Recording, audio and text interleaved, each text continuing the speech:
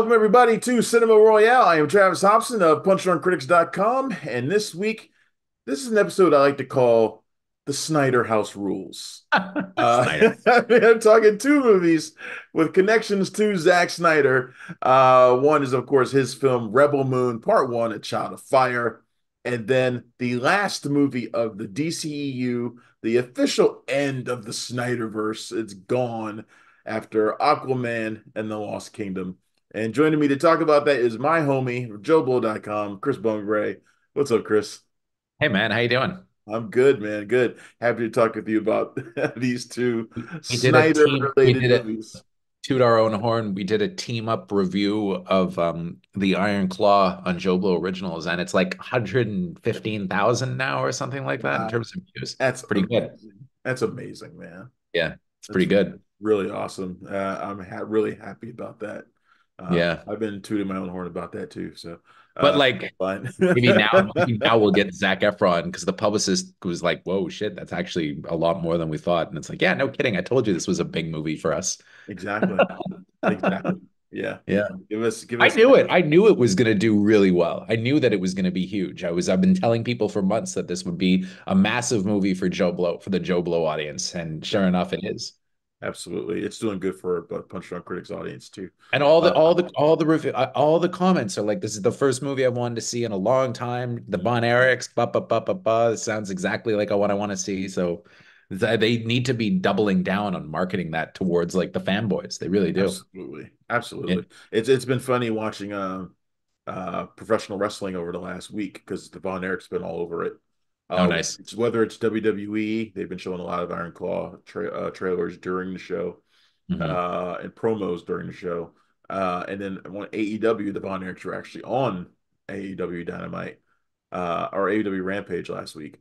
And got in Chris's or Kevin's sons actually had a match. So and Kevin got involved and he put the iron claw on somebody. So so It's funny so, because Efron was talking about how him and Cena have become really good friends because they did that Ricky Stinicky movie together. yeah, And I'm wondering what Cena thinks of the wrestling in the movie. He was at the premiere though. He was like out he to was. support it. So He yeah, was. There's a shot of him with MJF, Malcolm yeah. Malcolm Jacob Friedman, who plays Lance Von Erich in the movie, though we don't really get to see him No, not much. not much at all, so which is a little I disappointing. think they cut him from the movie. There's probably a director's cut where he's in it more. That was Right. like the fake Von Erich, right? Yeah. Yeah. He was the fake Von Erich brought in to try Yeah. and boost sales.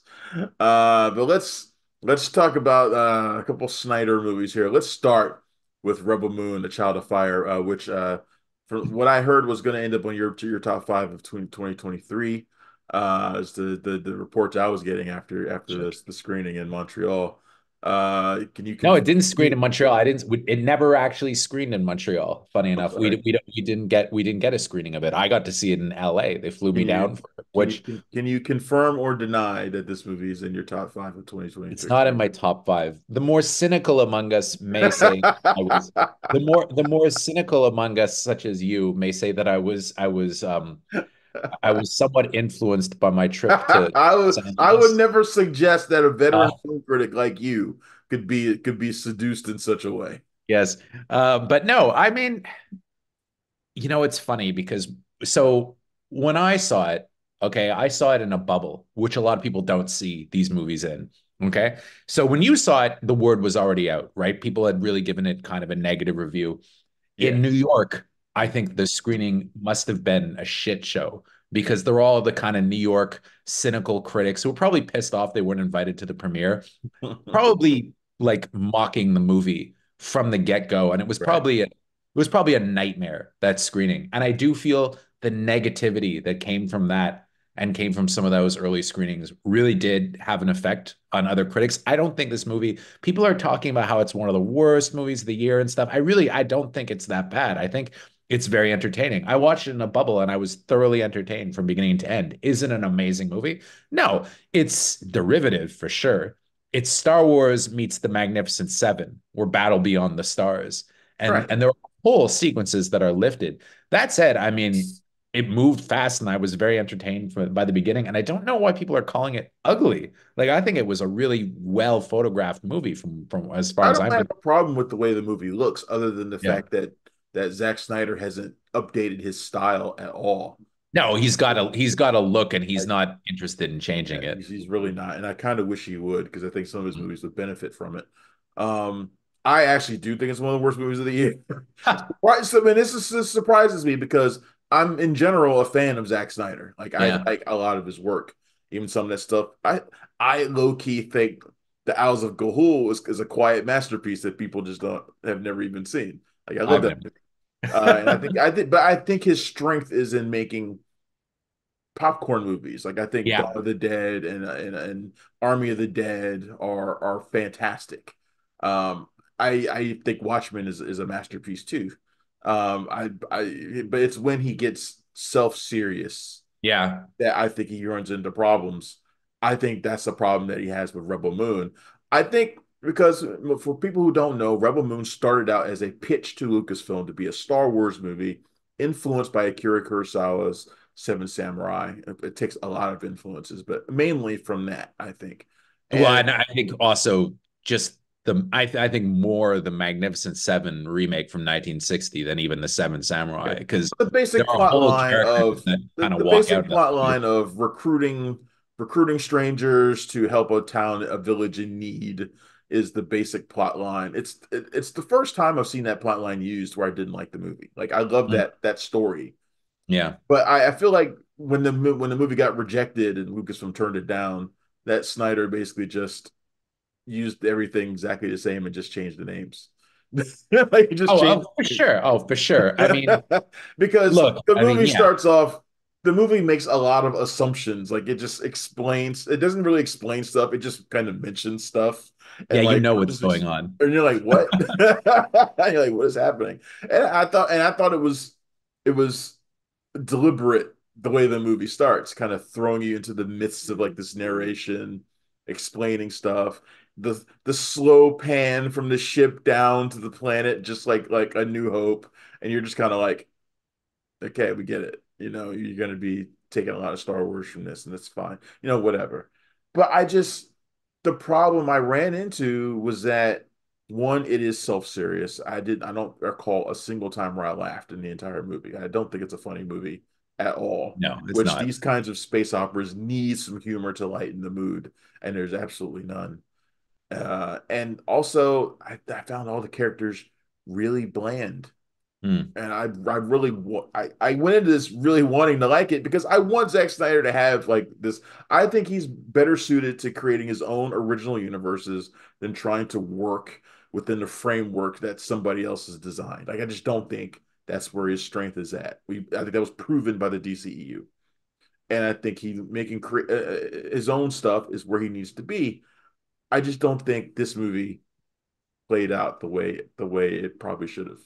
It's interesting because I'm going to be curious to see how kind of fans in general react to this when it comes out and to how like the hardcore Snyder fans react. I'm curious about that. But I'm also curious to see what people are going to think when the sequel comes out, when part two comes out, because I think the danger of a movie like this is like, what if you only released half of the Magnificent Seven or half of the Seven Samurai, right? Where you don't have the payoff, Right. which is what you're waiting for in these movies, where these warriors get together to defend the home world and end up getting killed, right? Because I mean, the way it has to end, if it's like any of these other movies, is that most of them are going to die, right? And I think that that would give you more pathos, that you wouldn't Yeah. necessarily get from a movie like this. And It's I think that that's probably the problem. It's that it's all set up and no payoff.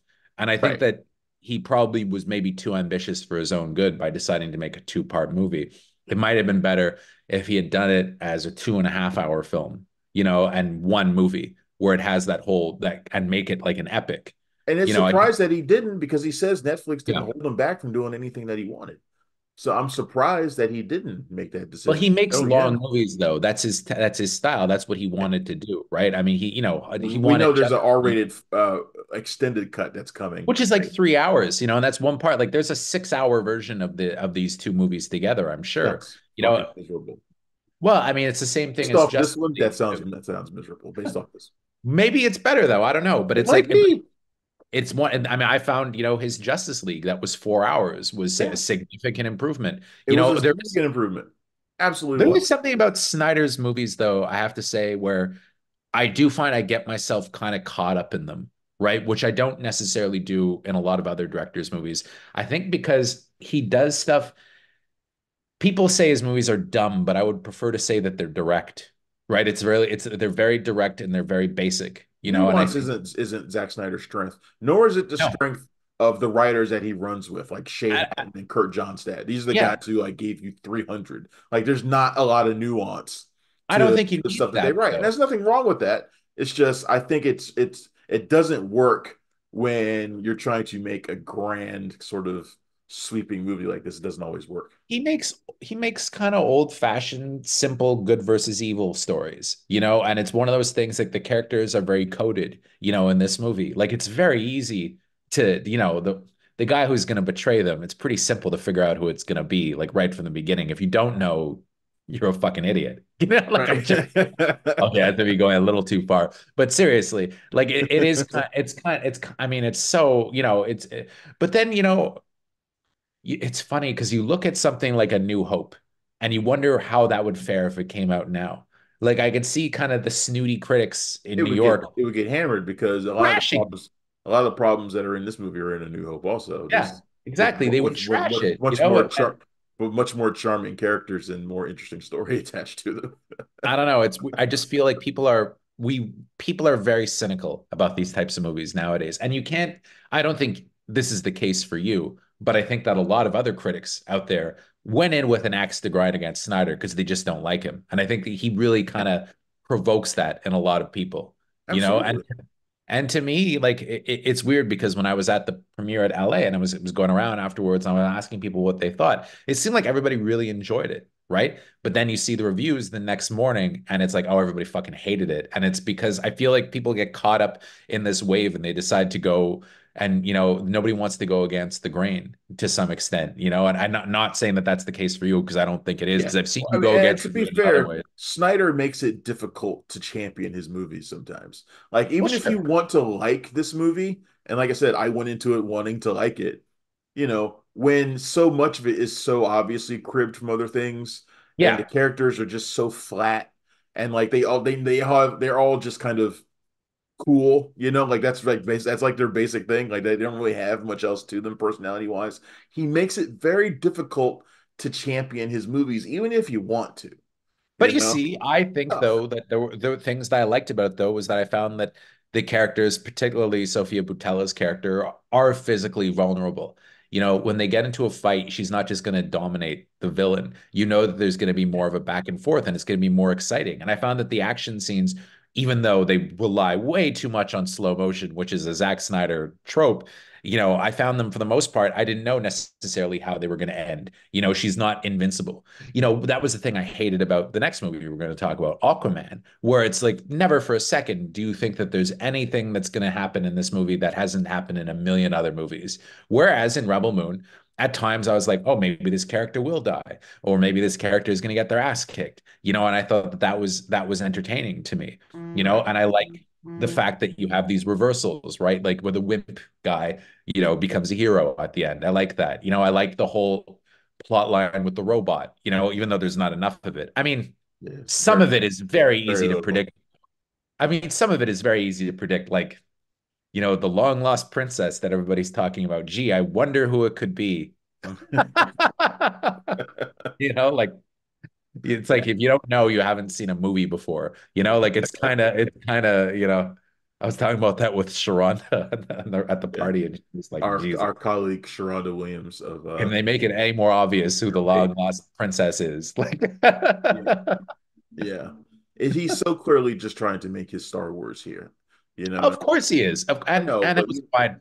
And I like. Zack Snyder, but we go to see his if Zack Snyder's going to do this sort of thing, I think we want to see. I really would like to see him try to make a truly original piece of work, and it just I didn't. like though I kind of, I also have a soft spot for ripoff movies though. So I guess that's why also I didn't mind it. Like I like the Star Wars ripoffs that came out in the late 70s and early 80s. There's a You pretty know, blatant Star Wars ripoff in Aquaman that we could talk about too that I happened. mean, oh, obviously, but it's just, but I like those cheesy Star Wars ripoffs though, like the Black Hole and Battle Beyond the Stars, or even fucking the Bond movie, Moonraker. Like he goes, it's Star Wars at the end of the film. Like it really is, Yeah, and I kind of like that. yeah, yeah. I just, like I said before, this movie didn't feel like it was. This movie felt really bland and derivative for me, and I really I'm wanted to very like it. curious to And I see how the got bored Snyder at fans certain go. points too.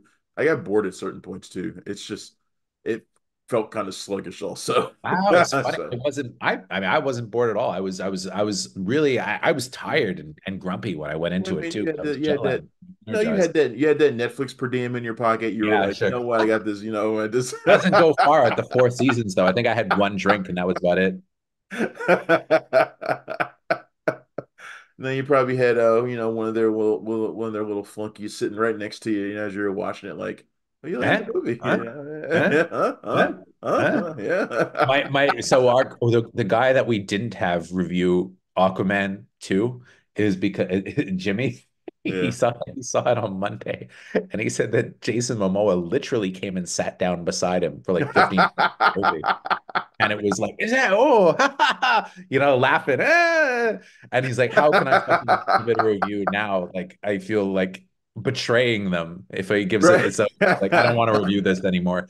And I was like, yeah, I hear you, because literally that was what happened. Well, I look, I'm going to be very curious, like you, to see the reaction to Rebel Moon. Yes. I think it's going to be gigantic for Netflix in terms of viewership.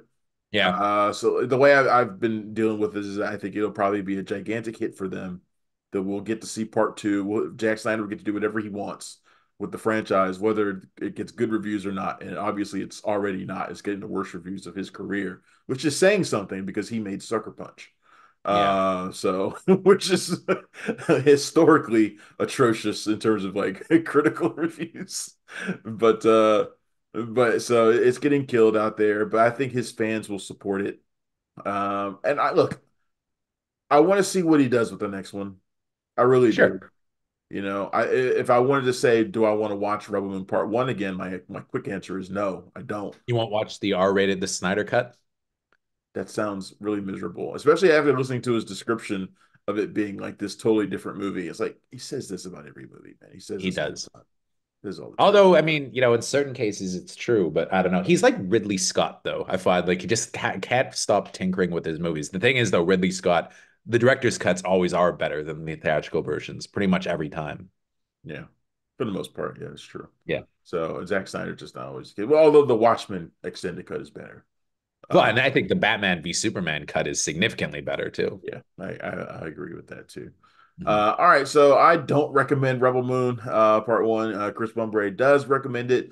If you do check it out, be sure to shoot me a message at punchdrunkcritics.com. Apparently, I was telling you On my socials as well on Twitter and Facebook. You can, my quote is on the outside of the Paris Theater in New York now. I don't know if that's a good thing or a bad thing. yeah.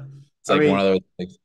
you could probably go out there and somebody a Snyder fan might like take you out for a hamburger or something. Or people may hate it and there might be like tomatoes thrown up at it or something like that. All right, let's talk about the second film with a Snyder connection. That is Aquaman and the Lost Kingdom. Now, Snyder didn't make this movie. I don't even know if he's listed as a producer on this one anymore. I have no idea, but it is the end of the Snyderverse that he started with Man of Steel. The end of the DCEU. We'll be getting a fresh new reboot led by James Gunn.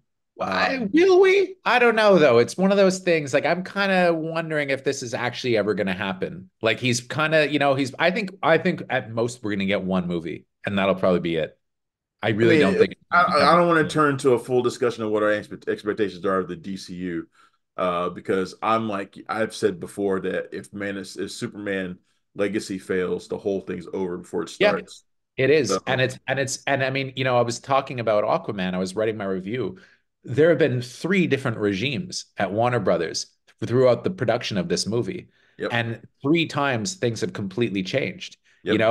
And this went from being a franchise, like a tentpole franchise launcher, to Last the movie end made over a of a billion saga. dollars. Yeah, like it's one of those things. This shouldn't be as controversial as it's being. I didn't like it at all, but I don't think it has anything to do with Juan as a director. I I agree. think he got shackled. I think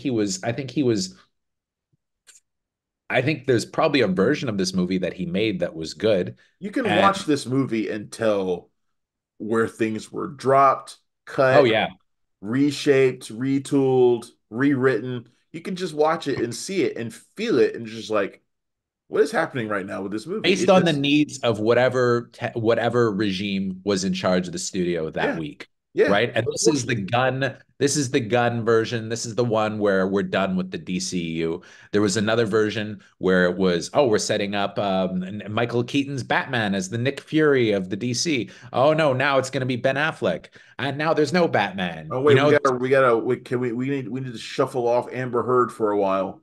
We need to get Yeah, her in I'm here, you sure know. there's a version of the movie that she's not in. I think it would have been easy to do that. It would have been shorter. I guarantee you there's a version of this movie that they cut her out completely because they put her in the movie enough that she's in it more than I thought, but every scene that she's in is inconsequential and Inconsequential.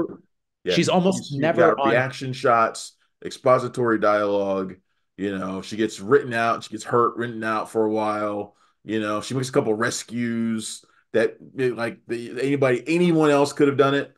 You And know, she's it's just almost like never on camera with anybody else. It's almost no, always just a shot of her. there's like no screen time with Momoa practically.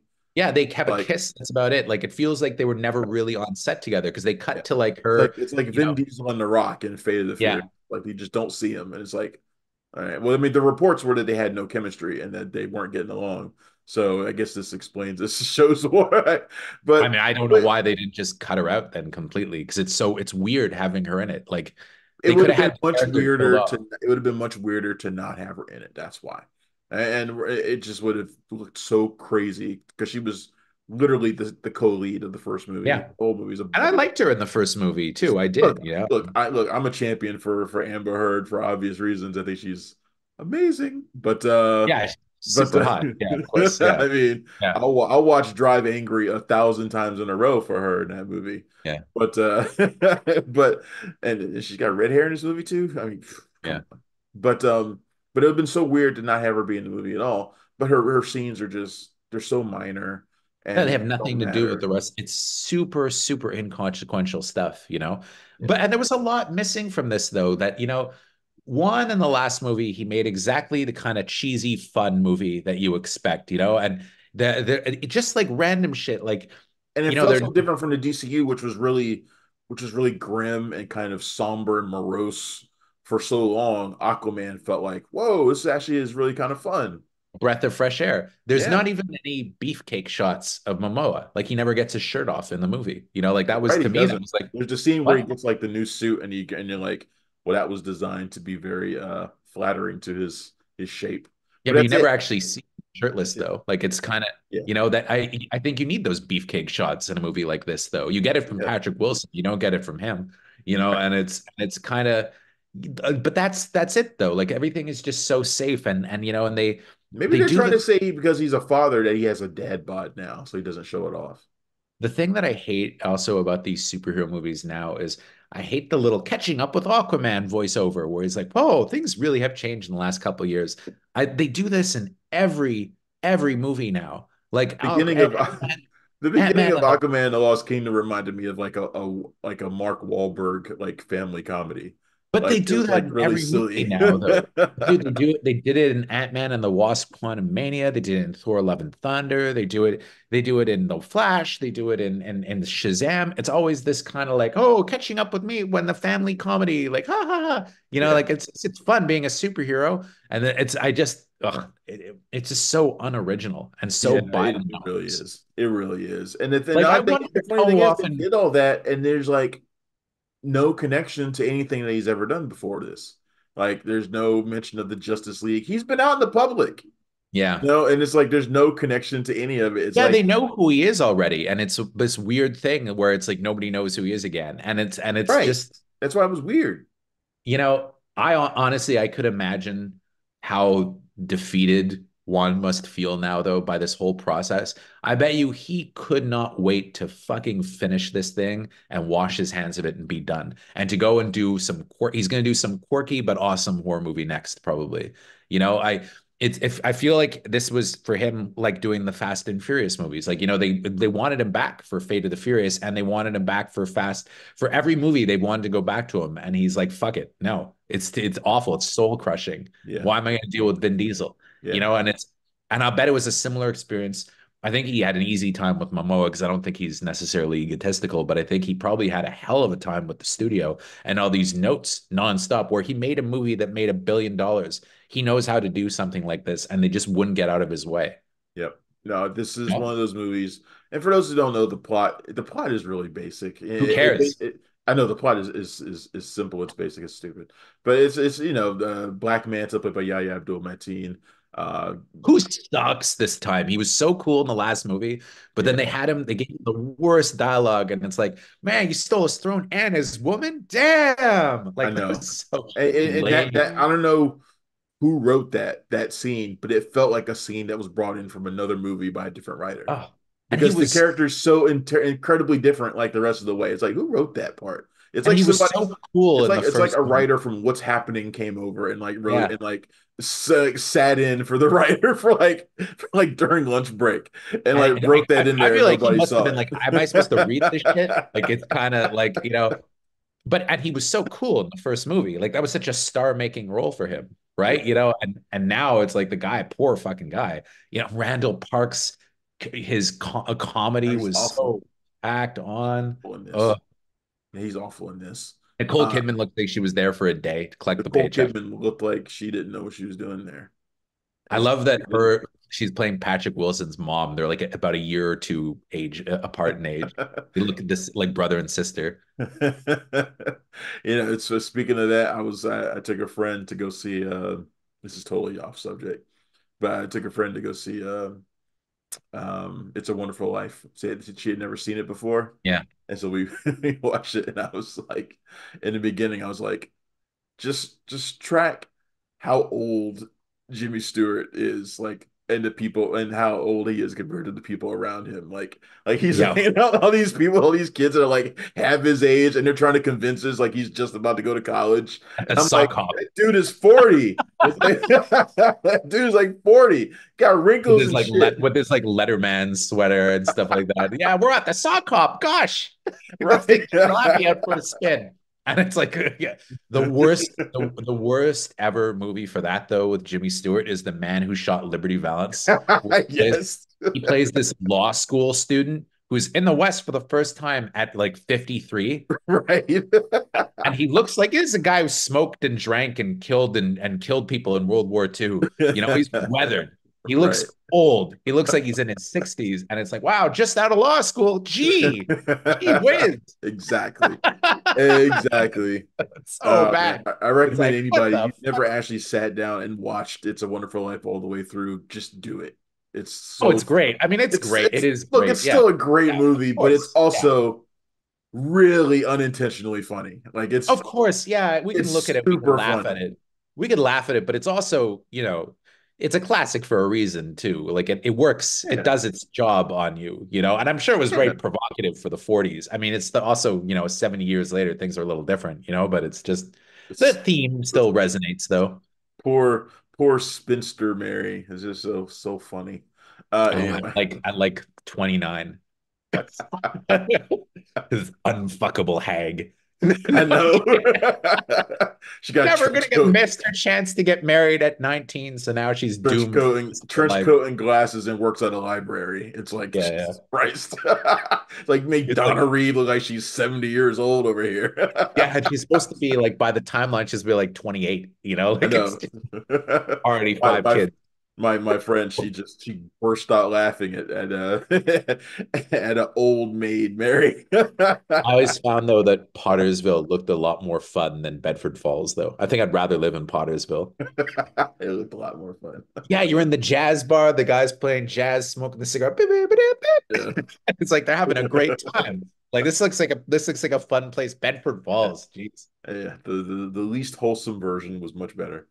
But Yeah. anyway, hey, look, the sad thing about this is, despite all the obvious problems, Aquaman and the Lost Kingdom still manages to be fairly entertaining. Like I still had a pretty decent ride with it. I found it was see like this is the one that I was really bored watching. Like This is the I one that had I'm a like mainly because of Momoa, because he seemed like he was having so much fun. He's snarling and laughing and just having a big old time, and that to me it was was a long haul for me. I found it really difficult to kind of sit through it. And by the time it was over, I wanted to leave. Like it was I was just kind of you're I don't know. like I was just take me home where I can watch some more Rebel Moon. you know, the thing about it, it was I kept thinking when I saw the first Aquaman, I was having a bad day when I saw it originally. I was having a really bad day. There was like somebody in my family was terminally ill. I was very stressed out. It was Christmas time. I Yeah, had a bunch of shit. I had a huge fight with my partner at the time. I was a very stressed out day. And I remember I went to go see it with my partner at the time, and the movie came on and we both started laughing and we both had a great time. And eventually, you know, we'd felt like shit when we went in and we felt great by the time it was over because it was just this boost of energy and it was fun, right? And I probably went in similarly to this. Like again, I went in yesterday. It's been a rough holiday. I'm not having the best time, but I went in kind of expecting, you know, maybe this will do the trick like it did last time and kind of bring me around. And not for a second. It just didn't work. You know, like it didn't. there are other movies that can do that, and this just didn't do Should it, have you gone to know? see Wonka. You know, Wonka would do it. Wonka would do the Wonka could trick, do you it, man. know? Or like, you know, the one that kind of really made me, you know, think about things the other day was Origin, funny enough. You know, like that was kind of what made me a little more introspective in a good way, you know, and it was like things like that. Like there are movies that'll have some kind of power over you, and they don't always have to be like high and heavy movies. Yes, You know, like the first Aquaman was kind of did the yeah. trick, you know, and Will does Movies the trick about too. oppression make you happy. I get it. I get it. Yeah, You don't have yeah, to but it explain was it to like me. You there don't have to was stuff in explain it to me. I there. get it, man. You like the stories about, people from around the globe being being oppressed and bathed in shit and all sorts of stuff. You like that kind of story and it made you feel better. I get it, man. It's cool. You liked Origin as well. I did like Origin, but I I like liked what I'm I like saying. It made I me like feel the theme great. of this woman kind of my thing about Origin, the thing that I found touching about the film was I liked the theme of this woman who's suffering these horrible personal tragedies, being able to go and do this kind of provocative, edgy work. I thought that that was great. You know, that you're able to put things aside, but you also have to grapple with things that are happening in your personal life at the same time. And these things are not always easy to separate. I thought that was the thing that I really liked about the movie. Nice impromptu review of Origin from Chris Yeah. Bumbray. I'll be as soon as this little thing is over, I'll be shooting another episode where I talk about Origin with our friend Jamie Broadnax of Black Girl Nerds. You're not invited to that. No white people. Aren't I the most So qualified person to talk about a film on race? no, we're talking about Origin and The Color Purple. You're not invited to this I'm episode not invited to that at one. all. You're not invited at all to that show. I bet a lot of Uh, people got annoyed when I was doing the American fiction reviews. Like, who the fuck is this guy? When I was doing the junket.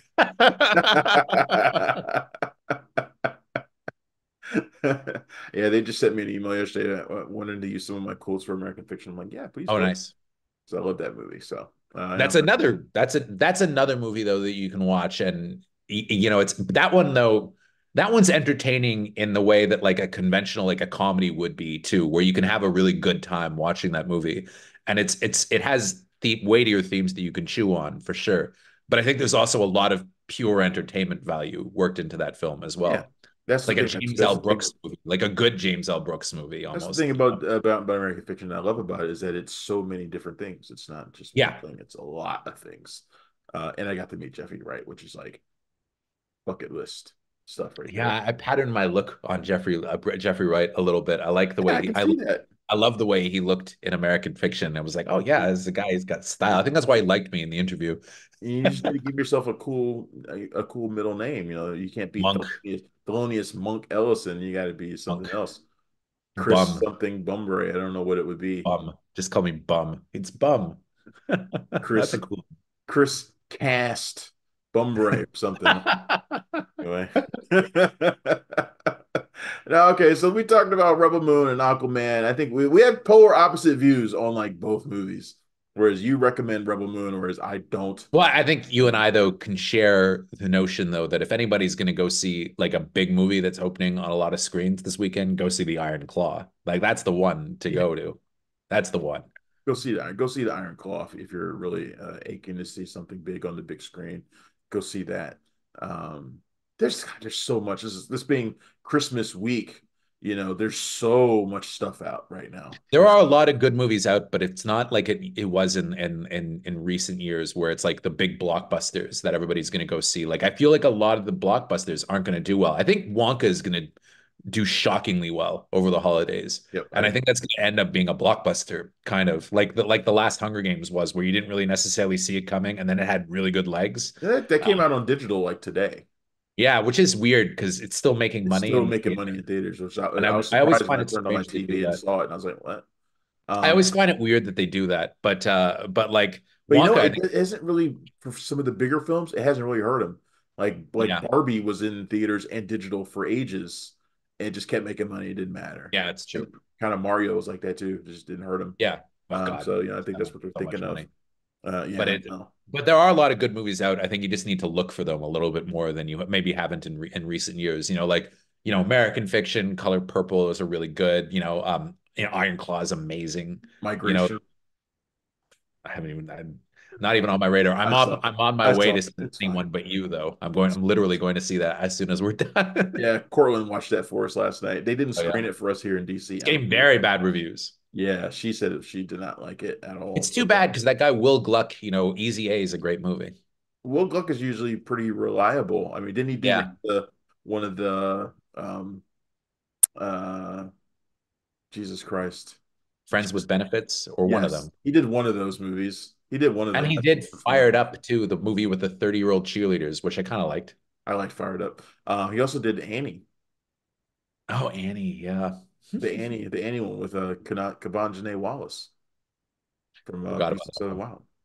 Yeah, I haven't seen her in ages. I don't know where she's at now. It's I'm sure probably I'm sure she's in something, and she's gotten older. I'm that's sure. a while ago though. That's at least like 10 years ago, probably or something, more or more. Wasn't she in 12 Years a Slave? Even that though would have been a long time ago. That's No, like it 10, still that would was have been a long time 10 years ago, old. but Yeah. yeah, She was in no, no, well, Beast of the Southern Wild was where she started, but she was in something else too though. Wasn't she in A Wrinkle in Time? No, that was Storm Reed or that's Storm Reed. yeah, yeah. Anyway, Wrinkle in Time is not a good movie. I feel no. that's like the one Ava DuVernay thing where you're like, what? Yeah, why did you do this? Right. Anyway, this has been Cinema Royale. That is my homie Chris Bumbray. You can find him at joeblow.com, where I don't know if you heard or not, where our Iron Claw review has over 115,000 reviews. Just 150,000 views. And climbing too. Like I might go up to like 200K, 250 because the movie's just coming out and it keeps going up. Like I it want was a one of those bonus. things, I want a low bonus if it build. hits 200K. I want a bonus if it hits 200K. You'd be shocked at how little money some of these make. Like, As someone who does this stuff too, I would not be shocked. yeah. Anyway, But it drives engagement. So the boss is happy. So it drives engagement. that is good. That is Yeah. good. The boss is happy, then we're happy. Yeah. You can find him every day at joebull.com. You can find me, Travis Hobson, every day at punchdrunkcritics.com. And thank you for tuning in to Cinema Royale. We'll actually be back very soon with another episode. So check that out as well. We'll see you later. Bye. Thanks for checking out the show. If you like what we're laying down, please subscribe to our channel and click the bell to receive notifications for all of our latest stuff.